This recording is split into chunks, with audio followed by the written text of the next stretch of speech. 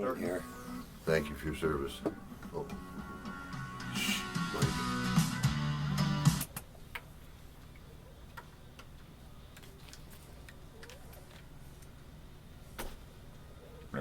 He wants to hear it.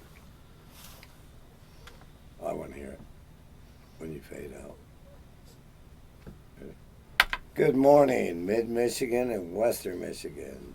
Scott here with you on WGLM 106.3 Continuous Miracle Radio. And we're glad you're here with us again this morning as well. Beautiful Sunday, September morning. Amazing. September also being the month of raising awareness on addiction within our communities and our families, and bringing forth a whole bunch of activities out there, which we're going to get into and tell you a little bit about here as we move through the show. I got Miracle Mike here with me again this morning. Good morning, folks. Glad to be here. Well, we've got Dangerous Dillinger on the dials. Hi. Thanks for being here and your service, sir, to the recovery community in general. Absolutely. We've got a guest with us again this morning, and I think you'll enjoy this show, folks. Andy is a veteran. You a combat veteran, sir? Yes. I understand that correctly. Yes. And I'll let Andy tell you a little bit about his journey that brought into the recovery community, and what he's done since he arrived here and encountered some other folks in the recovery community, veterans as well, some and some not. But I want to thank Andy for his service as a United States Marine to not just myself and my family, but to everybody in the listening audience. So greatly appreciated. Thank you. Good morning, gents. Thanks for having me on. And we have Mike, who's retired Sergeant First Class. Sergeant First Class, Good morning. United States Army. Yeah. Let me finish, because I don't think a lot of folks realize that, and I know what you guys learn within the military academies is all about service to God and country and our fellow citizens. So thank you both for being here. Mike, as always, and Andy, for you being here with us this morning to share some of your experience, strength, and hope. Okay, Mike. All right, You got a question? I don't got. I want to tell the folks something. Okay. We're going to get into this a little bit more, but my interaction with Andy reminded me that we need a veterans meeting in the area. So we're going to start that tomorrow evening, 7 p.m. upstairs at TMAC. It's a veterans. It's going to be a veterans meeting, and anyway, we'll get into that more in a little bit. But that's sort of the big part of the reason Andy's here. Yeah, and there's a need for that within all communities. We have service members who encounter difficult situations and times in their lives when returning home. I think we're all familiar with that if we paid attention to what's going on in the world. And there's a lot of veterans out there who this country's been doing a lot of warring for a lot of years here, and there's a lot of men and women walking around and experiencing some trauma and things of that nature and need to be addressed when they come home. So that's wonderful. You guys are starting a veterans-centric meeting on Monday nights at the MAC, correct? Yes, sir. Okay. Well, thank you again for your service, both of you. Yeah. Thank you. Before I really introduce Andy and let him run with it, I was at a meeting 6 months ago or something like that, and Andy was kind of new to the meeting there, and I saw his interaction, his response, and his facial expressions when a vet shared something. But the guy didn't tell him he was a combat vet with more experience than him. He just said something from the heart.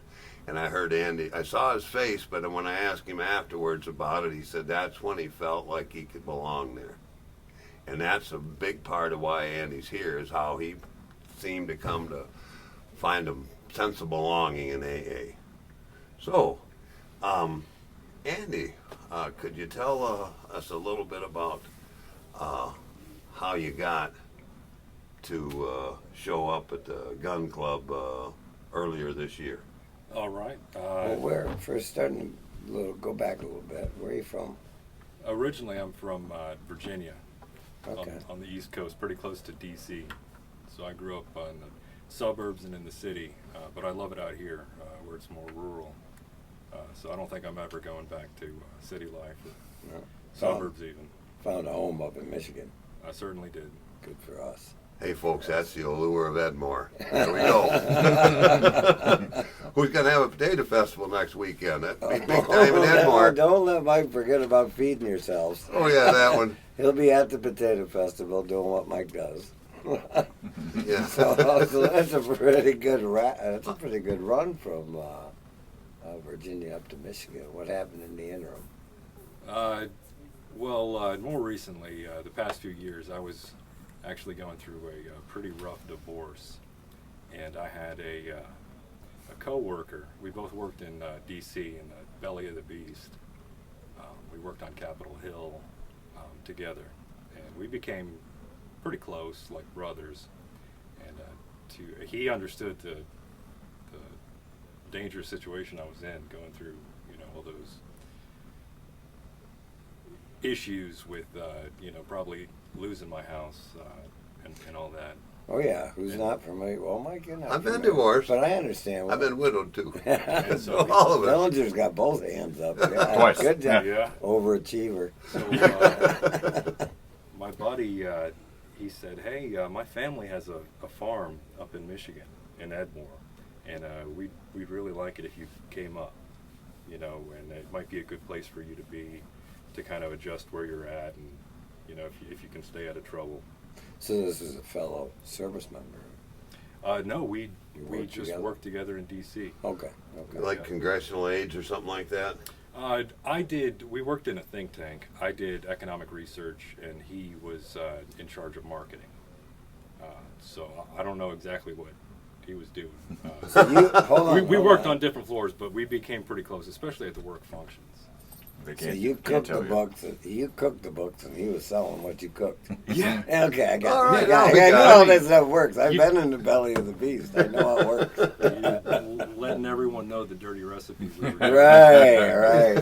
But, yeah, I'm glad I'm not doing that anymore. Economic research. I'd much rather be working with my hands, getting dirty on a farm. Yeah. Let me see. Wait a minute. Getting dirty on a farm, as opposed to working in a think tank. There was a gentleman wrote a book, Zen and the Art of Motorcycle Repair, that did just about that thing. Are you kidding me? Oh, heck are you, no. So are you you- talking about Robert Piercig? I think. Okay, so yeah, maybe you're just getting material for your book, Andy. I don't know. I just got a motorcycle that's almost exactly like the one that he wrote in that book. Okay. Oh, He wow. had a Honda CB77, and I just picked up a CB350. And I got to work on it because it ain't running right. Cool. Do Well, you know how hold to on. This drift is a this is what we VW call into a this is parking what we spot? call research. Not yet. Okay, not yet. Okay, yeah, this is gonna be fun. He's doing more research. Yeah, there you go.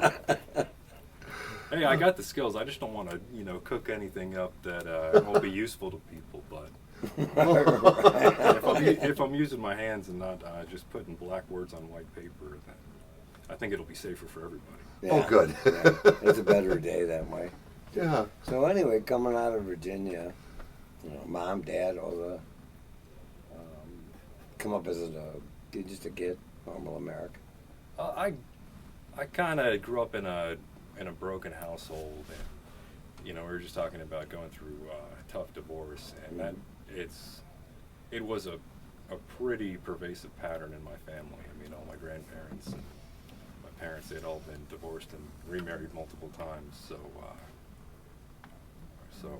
I don't know. I don't know if it was average, but Yeah. it was what it was. Well, it was an experience. Yeah, it sure was. Yeah. You learn a lot along the way, don't you? So then you encountered. Did you go do some college after high school, or straight to the military?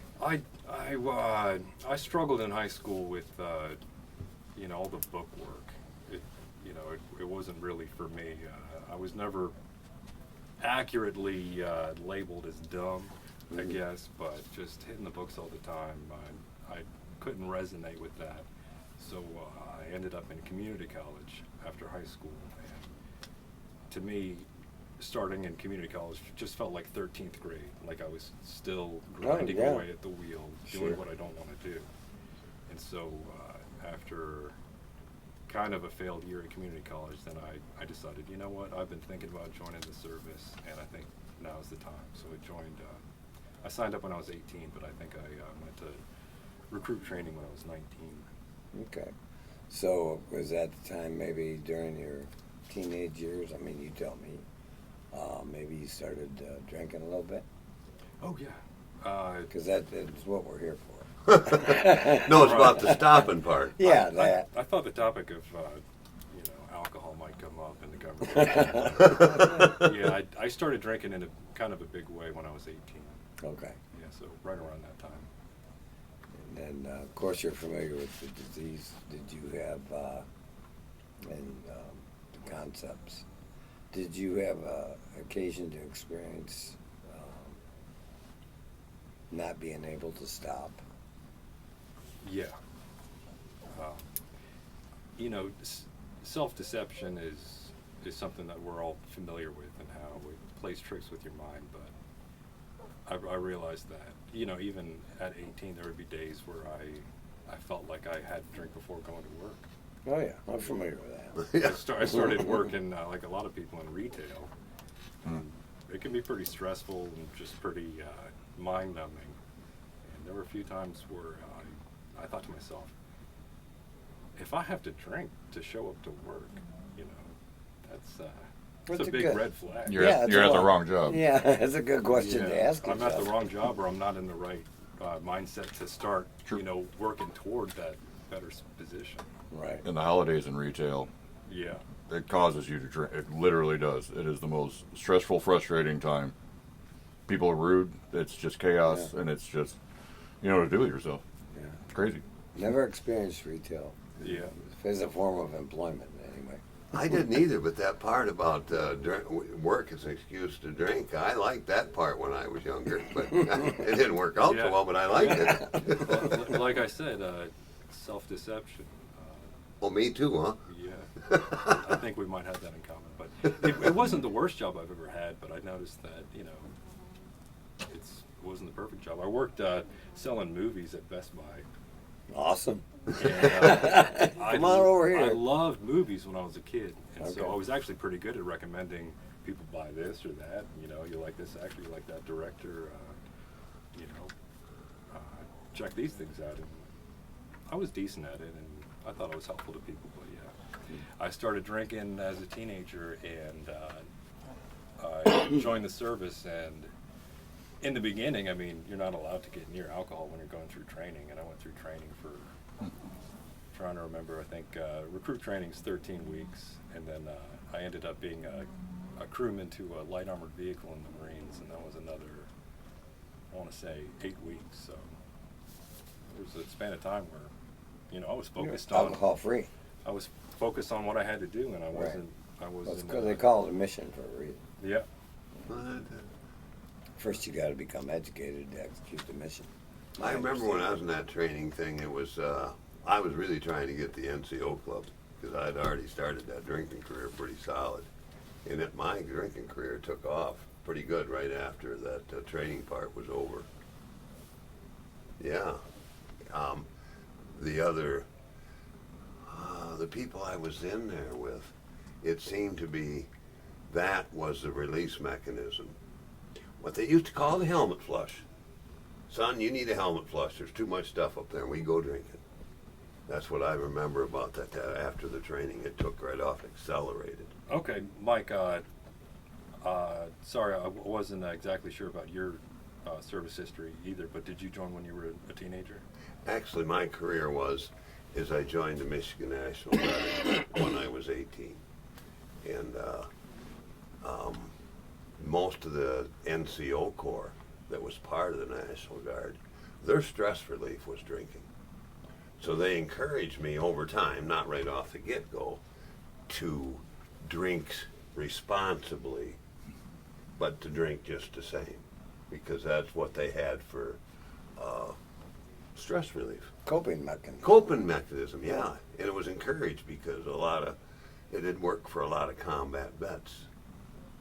We have places called the American Legion where they have a counselor behind the bar to talk to former military about that stuff, and it seemed to work really well over time, till it didn't. It sounds counterproductive. But that's what I grew up with. Sure.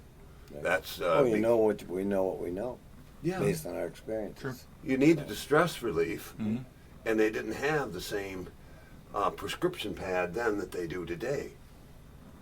So you drink the stress relief, and it worked up to a point. But it did. Yeah. Was that part of your experience? Yeah, I realized pretty quickly that drinking was a huge part of Marine culture, and I didn't drink a lot after training, but one of our first big training missions was going to Australia, and the Aussies are pretty famous for their drinking, and getting into bar brawls and all that. Yeah, I've heard about Good that. for Marines to learn that. Thankfully, I didn't get in any brawls when I was down there, but I realized that I was really good at drinking. I could outdrink a lot of the Australians that we were training with, the Australian Army folks. And so we were all at like a tourist trap bar, and they were eating pieces of fried kangaroo and crocodile and everything. And I was just chugging away. Yeah. And I was Making a point of it. representing America in what I thought was a pretty good way, but Come to find out, maybe not so much. Hey, we're going to talk a little more with Andy about some of his experiences and then what he's doing today. As we come back here from these breaks, Dillinger's telling me we got to go for a minute, so we're going to. Come on back and join us right after this brief interlude. Something to touch upon in here is that almost no one in the military I'm Dave Johnson. Join me for the advocates Best in Blues on Blues Deluxe here on soldiers WGLM. going into We've got the best in combat rock under oriented the and traditional influence. blues music You'll make Saturday good and Sunday decisions. nights at That 9 was on where M they do the 106.3. line. You'll hear the latest in music releases that's and what plenty we do of for classic tracks from blues relief. veterans yeah, spanning the that was Allman what got me in Brothers to trouble. ZZ I got Top. in trouble a Our little one bit segment in spotlights Australia unsung bands because and independent label music releases. trying to If drink you've got a everyone band, under the we'd love to table, consider your but music too. there were a couple That's times Blues where I Deluxe, couldn't get up Saturdays in the and morning. Sundays at 9 p.m. Oh, on M only a couple? 106.3. Yeah, well, we weren't in Australia for that long, so that year it was just a couple times. But because right after we got back from Australia, we started getting ready to go to Iraq. Huge thank you. And so when you're getting ready to Oh, I'm just thinking about do that oh, sort of say thing, thank you or for actual combat tour, Well, Squeeze that that reinforces what I drinking said. fell to the wayside for me. Yeah, and for most, it did too, because that's not who you want. You don't want somebody with a .35 blood alcohol driving the vehicle you're riding in. Yeah, you can't Because it's do that that. little touch Yeah. that sets me apart. I can So, turn the intensity I just I've down been to that subtle guy. freshness, or Yeah. I can turn it up for Well, I whatever just wanted to point out that that wasn't the way the military Right, did it. they didn't encourage it. Correct. They encourage stress relief, not Okay. Well, Yeah, perform your So duties. that's one thing to bring up is a lot of these normal Did you know that folks can Central find that Michigan balance Recovery and of, Education Network at Ferris drinking Yeah. a whole lot in an unhealthy works way, in but the also community being to able to do help your job Responsible, sober. yeah. And that's something that I could not do. Pregnant and recently Okay. It took me, incarcerated to maintain took me, recovery. it was a learning Visit Cameron.org learning curve for me. for more About 18 information. seconds. 10 seconds. Sorry, 15. 15 seconds. That makes more sense. I'll figure this out. just point at me when I'm. I will. Got it.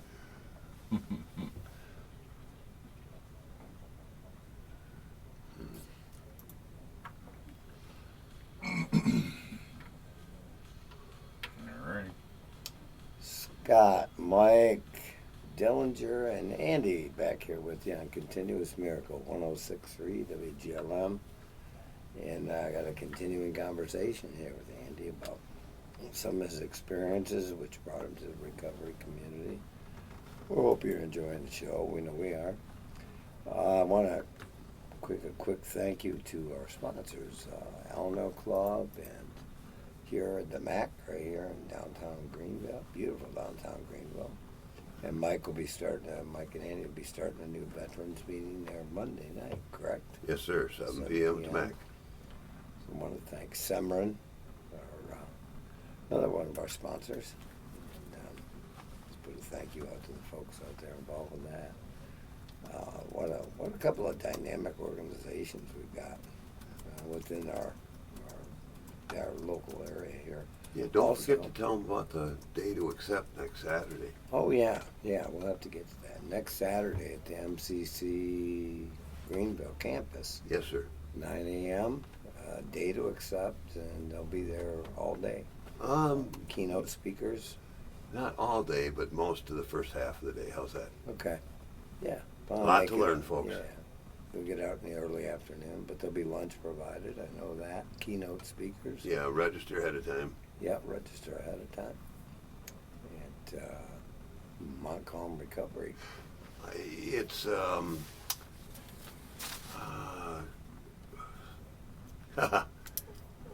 yeah, Quit acting your age. yeah. I can't. We'll get back to that with a website for you to register. Like It's not- Montcalm Recovery Alliance, I believe is what it is. Okay.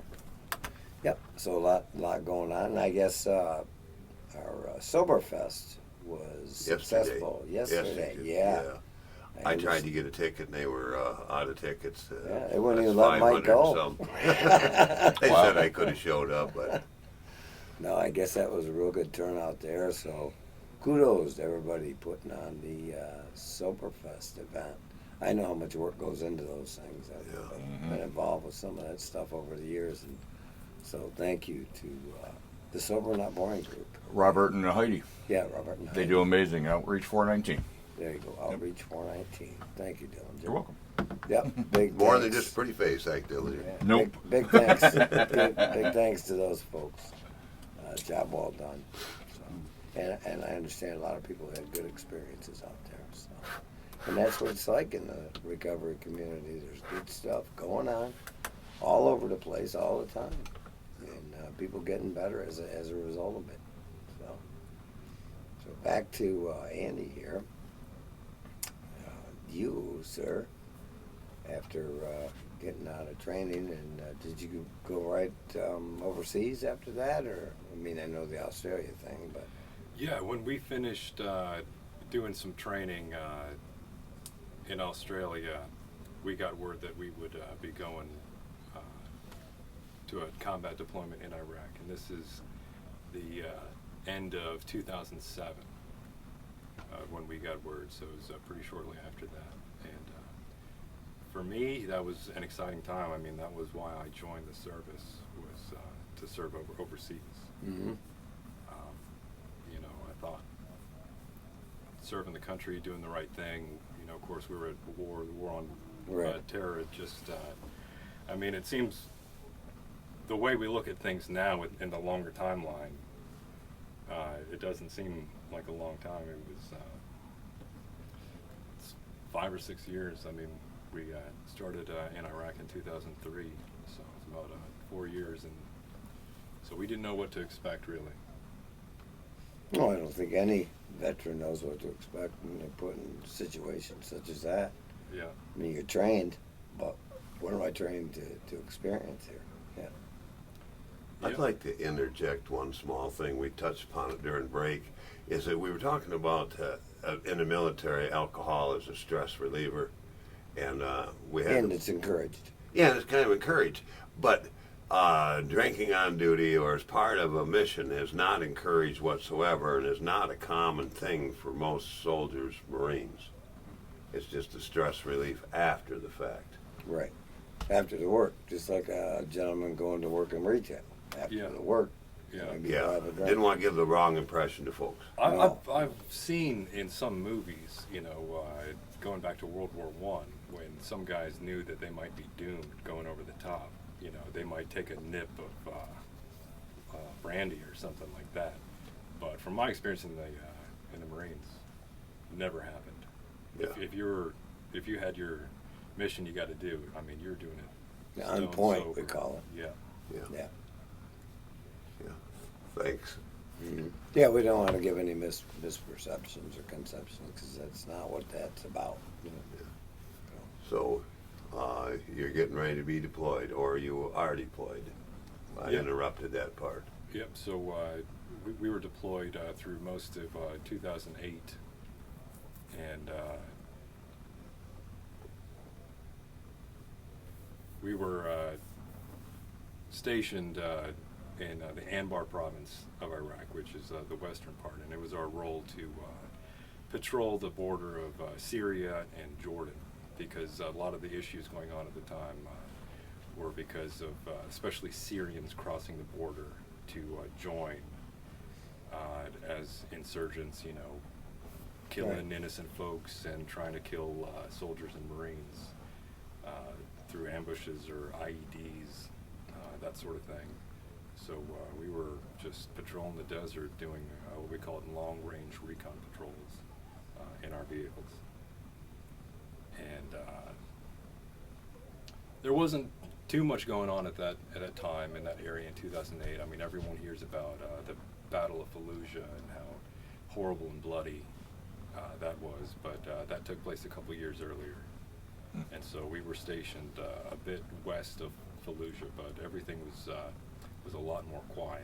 Calmed down a little bit after It that. sure did. Yeah.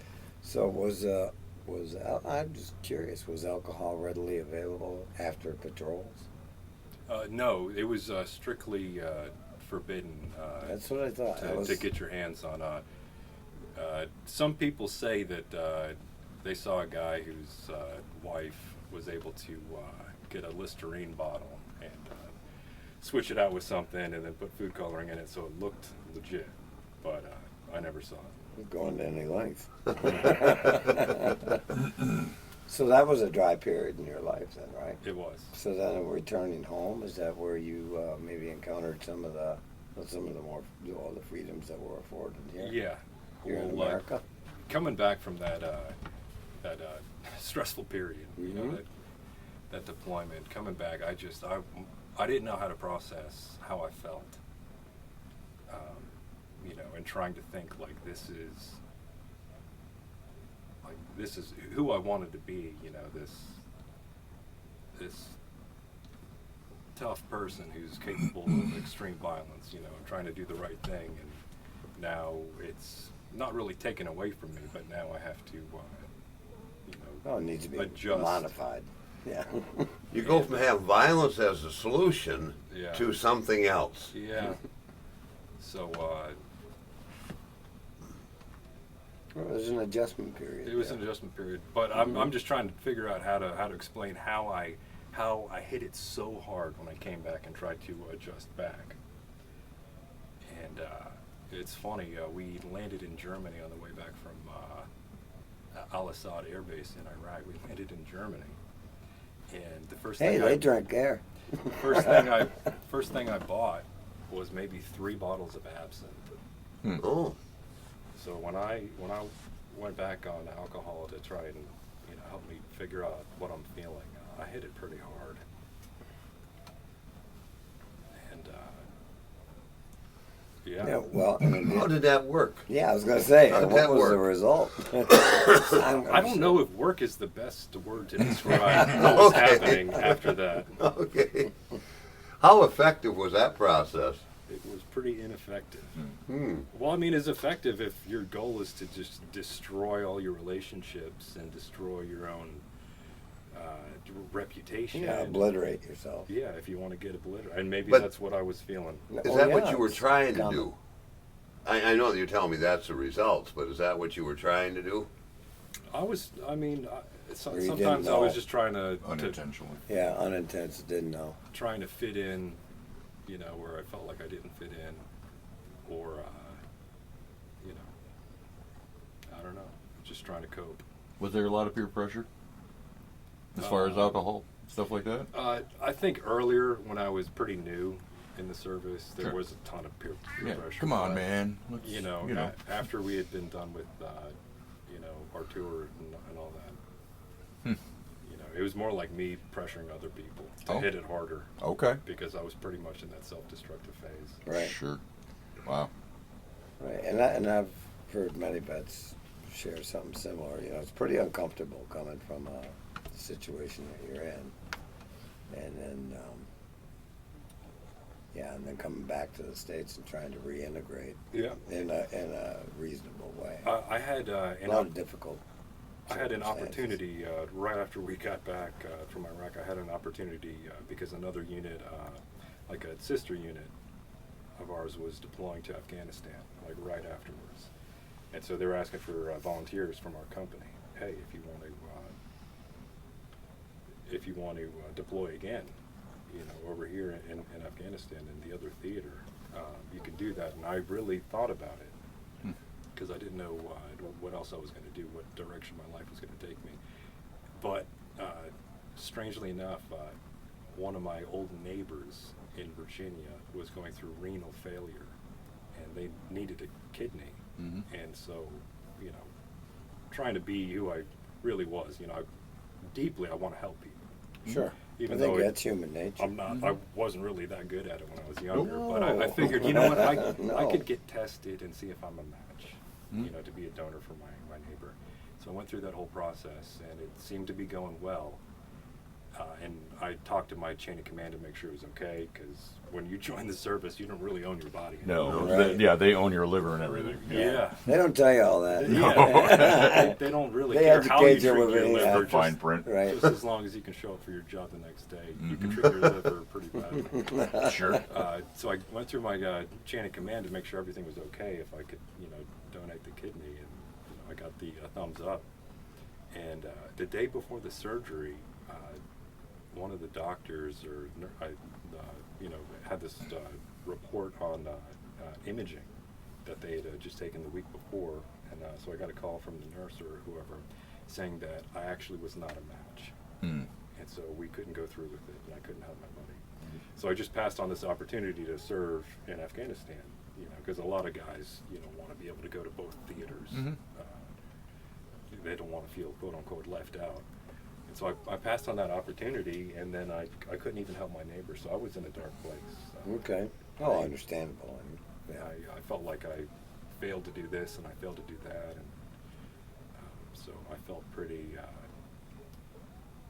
bad, you know, and I was hitting it hard Did you, after that because of, I don't know, self-pity.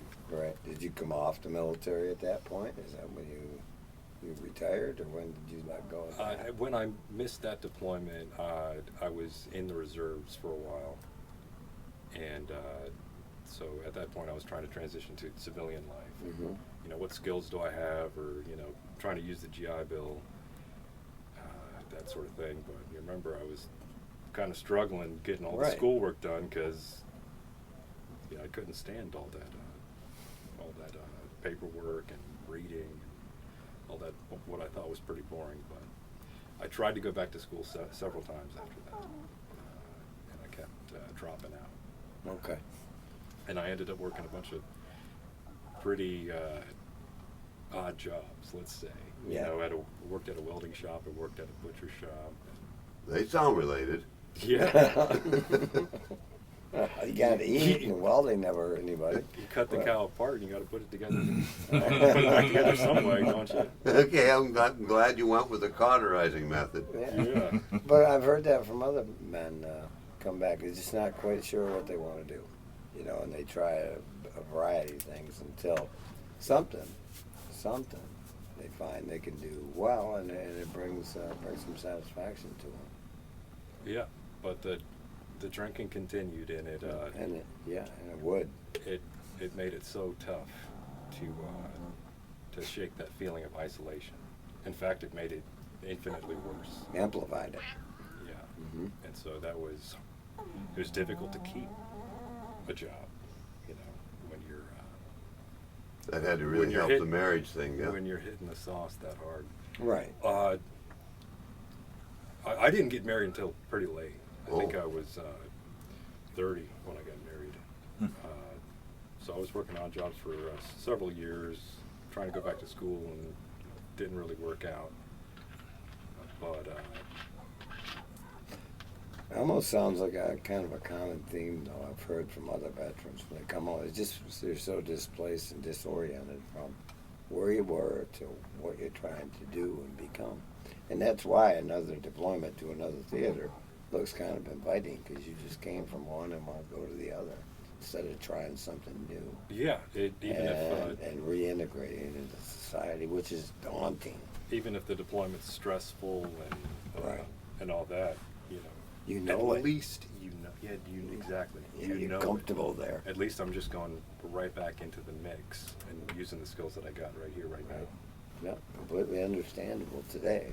So, Dylan Jura is telling me we're going to take a little break here and come on back and continue to talk about some of the issues that veterans encounter upon returning home, addiction being one of them, and what they do to overcome some of these challenges.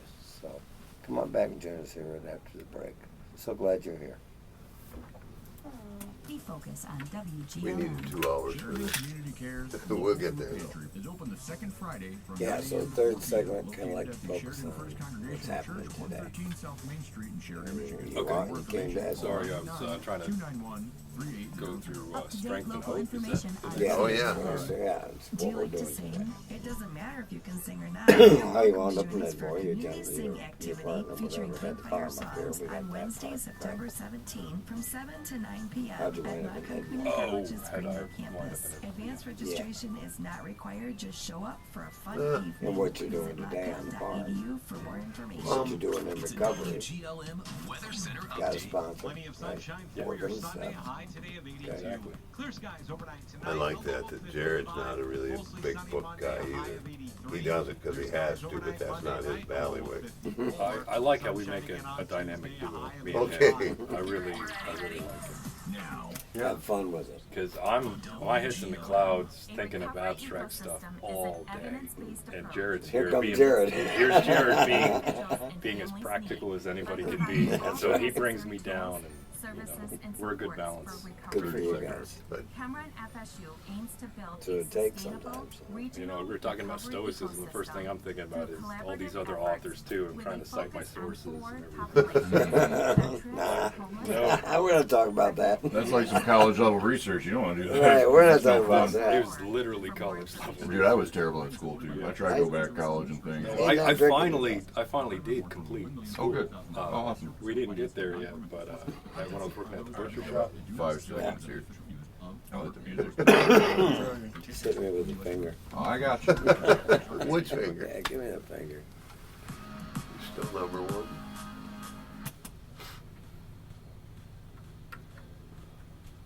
Scott, Mike, Dillinger, and Andrew back here with you on Continuous Miracle 106.3 WGLM. And so grateful you're here joining us this morning in this conversation about with a veteran and, well, two veterans, and some of the challenges they encounter upon arriving back here in America and reintegrating into society and learning how to live life as a civilian. So Andrew was just sharing with prior to the break here about some of his journey, and Mike got to being curious about how he wound up in Edmore, the potato capital of the world. I mean, come on. It is going on in Edmore. You drive by, you can hear those potatoes growing. Keep your windows down. You got good ears. I know. An experience you wouldn't want to miss. So, We got what we got here. we do. We're working with it. Oh, that's east of 91. Oh, Never okay. mind. Yeah. Oh, backtrack. So back to Andrew here. Tell me, when finally navigating your way to Edmore, how'd that come about? well, that's a story with a lot of twists and turns. But in a nutshell, when I was working all those odd jobs after the service, I ended up in a butcher shop, and I met a girl. We were both working there as butchers, and I started dating her, and she put a lot of pressure on me to go back to school for good and just finish Well, her studies. Smart girl. Yeah. Yeah, she Well, wasn't. at She least wasn't that dumb part. at all. Yeah. I'm not going to say anything bad about her. No, we don't do that here. No. And so, with her motivating me and all that, I finished college. Studied economics on the East Coast where we were living, and I ended up getting a job pretty quickly, like a nice, supposedly cushy white-collar job. And it reminded me of stuff that I think my dad did. You know, there are some people out there, I know I'm definitely one of them, where you don't really know exactly what your dad does, but you got an image of him getting ready to go to work and then coming home. Sure. And it just made me feel like that's what I was meant to be. You know, I was supposed to, you know, just do what my dad did. Thank God my dad was a trapper. Yeah. We're all thanking God for that. I ended up getting a job on Capitol Hill, you know, working in D.C., wearing a suit every day. Mhm. And it was, turned out to be pretty stressful, actually, because we ended up living 5 miles from D.C. We were just on the other side of the Potomac in Arlington, Mhm. and the commute was still an hour. It was that was crazy. But then COVID hit, and my wife and I decided we have to get out of the city. This is just chaos. You know, the way Yeah, it was uncomfortable for a lot of people. the way a lot of Yeah. society was seeming to go in different directions, and politicians acting this way and that way. We decided we wanted to be somewhere where you could kind of lean on those people around you and be more, you know, trusting and comfortable. Because it took me a long time to realize that, you know, I never knew my neighbors really well. Mhm. I mean, in the suburbs you can kind of do that, but in the big city, there's just no way. And I realized that, like, this is really one source of discomfort Sure. that I was Yeah. trying to live with. COVID was uncomfortable for a lot of people, and it seemed to increase the addiction problem. Yes, sir. With well, more time on their hands, less to do, And only one real coping mechanism. and not many coping mechanisms. Yeah, we saw an escalation in substance abuse during that period. for Yeah, sure. they closed down a lot of churches and a lot of Yeah. a lot of Yeah. things that are really good for people, but they kept the liquor stores open. didn't they? 24 hours a day. So we ended up buying a farm in West Virginia, about 5 hours from D.C. And the move, you know, during that time was really stressful, and our relationship was really breaking apart. And by the time we got everything settled, 6 months into that farm in West Virginia, the marriage was finished. Hmm. So, but thankfully, I had a really good buddy at work who he told me, "Hey, Andy, I understand, you know, your marriage is not doing well. If you need a safe place to be, my family's got a farm in Edmore, Michigan, and we'd love for you to come, you know, stay, you know, with us while we're on vacation up there, or if you want to stay up there to, you know, clear your head, and, you know, maybe help around if you want to. Sure. You know, clean the place up, fix some machines or whatever. Do some chores. Do some chores. Little chore. you know. That's right. We all know that word. It took me a while to remember that working with your hands is a good thing. And being yeah. stuck in an office, I mean, it's not for everybody. No, I've done both. Yeah, so Yeah. I was happy to have that opportunity, and I came up to Edmore a few years ago, and I fell in love with this place. Well, And you like to listen to potatoes grow. Yeah. You got an ear for it, do you? I do. I'm familiar with it. It doesn't happen Northern everywhere, Michigan either. is beautiful, anyways. I Like, keep hearing so many stories about the UP, but I haven't got there yet. when you get an opportunity, that's going to be a life changer for you.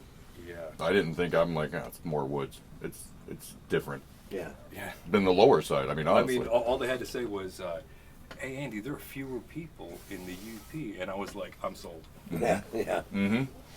Their distance. And they're so quaint, they call us trolls. Do they? Because Yeah, we because live we under live the under the bridge. bridge. Right. Yeah, we're down below. You know, us folks down below the bridge. Okay, that's what this is, educational show. Okay. So what? Thank you again, Mike. Do you make them solve riddles before they're allowed to come down here? He does. Yes, sir. And fudge. Riddle me this. Oh, this is a Yeah. lot of fun. Yeah, they got to pack fudge when they come. Uh, So, other than the UP being a destination for you, what's happening in Edmore now? I mean, I know you started coming around the recovery community about 6-8 months ago, yes, now, right? And you, no, I just joined AA. Started coming to meetings about 3 months ago. 3 months ago, okay. So yeah, there was a period where I was really working hard to make sure that we had what we needed in my marriage, and I wasn't regularly drinking that much. Maybe binge drinking sometimes to get through a lot of the stress of because we ended up moving to Baltimore for a short time. Sorry about that. Yeah, so we lived in Northern Virginia for a while, but we ended up going to Baltimore so my wife could. She started grad school at Johns Hopkins, which we thought that's an opportunity you can't pass up. So we moved to Baltimore right before COVID, and that was pretty darn stressful. And I ended up drinking a lot, and it's almost like a circle coming back to the beginning because there was a period, a few weeks at least, where I would wake up and I'd have to ride my bicycle over to the MARC train to come down from Camden Station to Union Station in DC, and I'd have to buy a liquor bottle on the way down, Well, it made 7, the, 8 in the morning. yeah, it made the ride a little more comfortable. Tough Yeah. commute. Sure, a tough commute, riding a bike. It reminded me You of could probably do no hands, right? This guy's got skills. He's a Steer with your Marine. knees. That's right. I can see it. One crazy thing I saw on the train one day was there was this guy who got off of his bicycle, and he had a backpack on, and he got in the train, was walking down the aisle in front of me, and I saw that he had a tourniquet attached to the outside of his bicycle, and I just thought to myself, man, I'm still in a combat zone. All right. Can't be too careful either. That's how we fix bikes there. Yeah. That's right. Well, and that's part of your experience. I mean, that's what goes on here in America. We're not all. In a lot of places, yeah. There's, Yeah. A lot of places. Sorry, what were we talking about? Brought me up to Baltimore. Oh, tourniquet on the bike was where I stopped. Actually, you were trying to get us. We were I trying was, to get I was Yeah. talking about We're getting you back was there, I a Mark. heavy drinker, throughout the whole time, and Yeah. I wasn't. Okay. There were a few instances where I, was struggling mentally and using alcohol as a crutch again. But after we moved out of Baltimore, I was doing better, not perfect, but better. And then it wasn't until the separation period and the whole divorce period that really put me. Accelerated. Yeah, it put me in a dark place again, and I started leaning heavily on alcohol. And that steered you towards Edmore then? Yeah, it followed me up here. Yeah. Unfortunately, and it became a problem with binging every once in a while, and up to a period where it'd get me through the night and get me through the morning again sometimes. And that's a disease, I've Yeah. been learning that. Yeah. But deep down inside, I knew that there should be a solution out here. I didn't know that much about the counties and how groups were kind of set up. So I started looking up. I didn't get in trouble or anything with the law, And that but was my I question. started trying to see, are there AA groups up here? Because on the East Coast, DC, Virginia, Maryland, there are just all over. Oh, the place. everywhere. Yeah, you trip Everywhere. over them out there, I know. And so Any big metropolis area. Yeah. I tried to look up to see if I could find some meetings just to push myself, like, hey, Andy, step outside your comfort zone. This has got to be the right thing for you to do. Give it a try.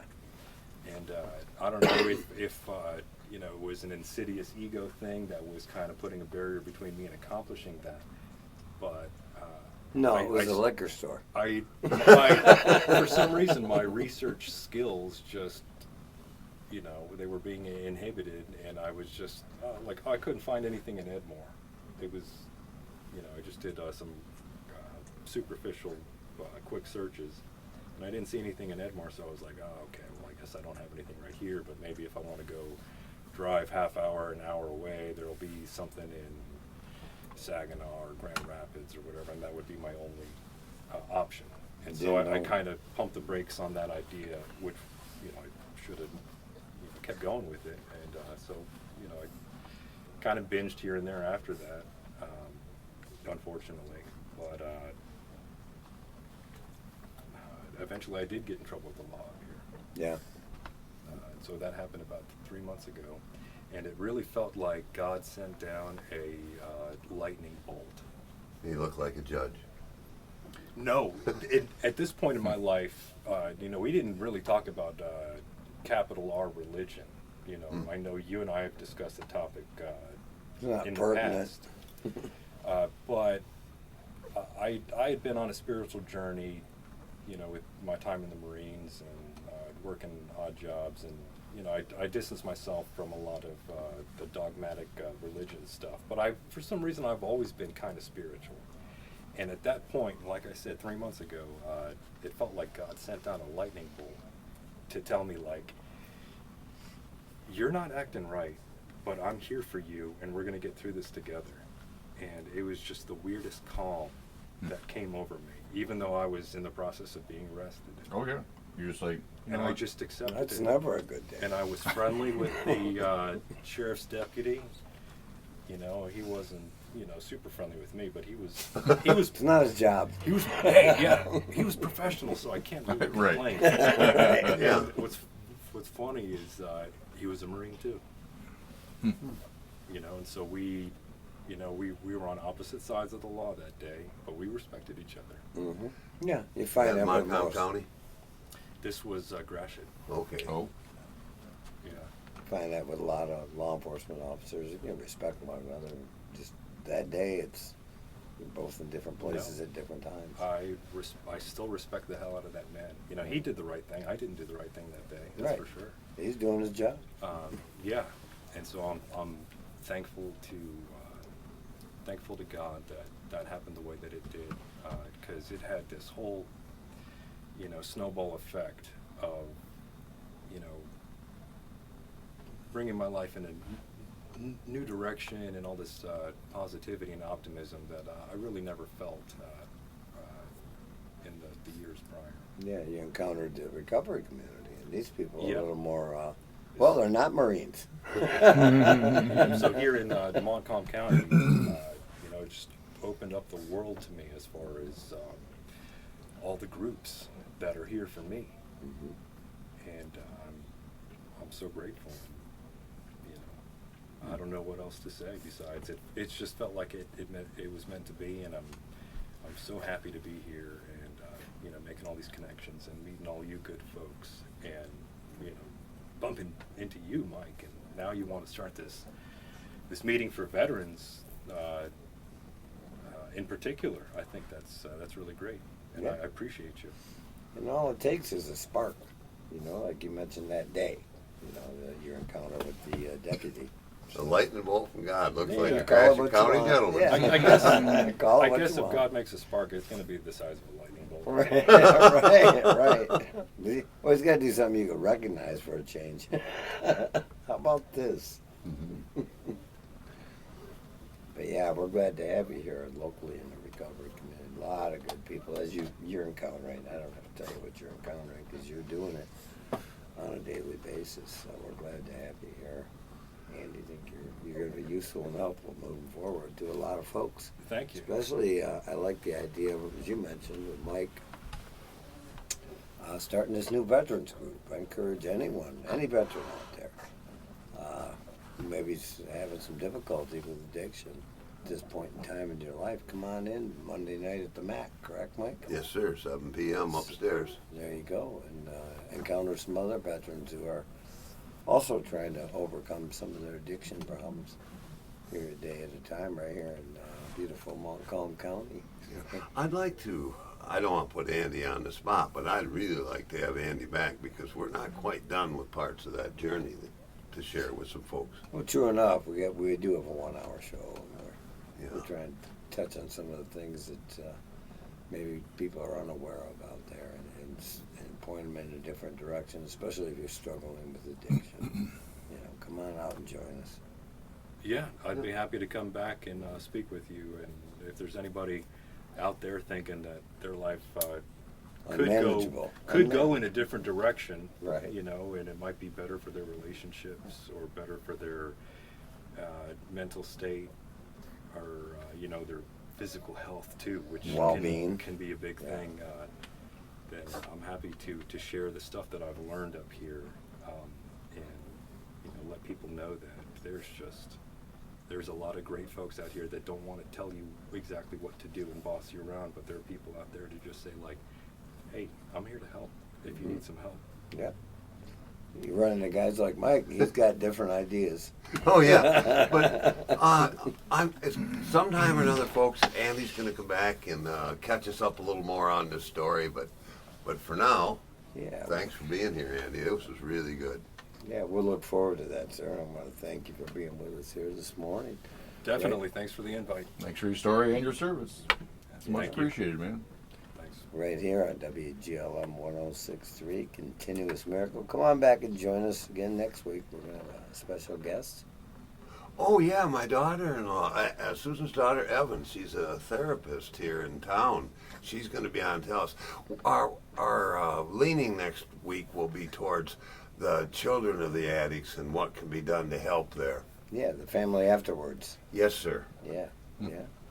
So it'll be useful and helpful information put out there in a kind and loving way, which is kind of unusual, Mhm. Yeah. huh? Yeah. Yeah. It's Bring Your Daughter to Work Week now. Oh, good for us. And we're going to learn something along the way.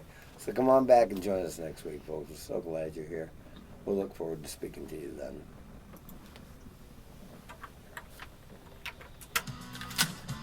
Good? Absolutely. Thanks. Yeah, you're welcome. Thank you for the invite. Quick, I will You stop control that. this.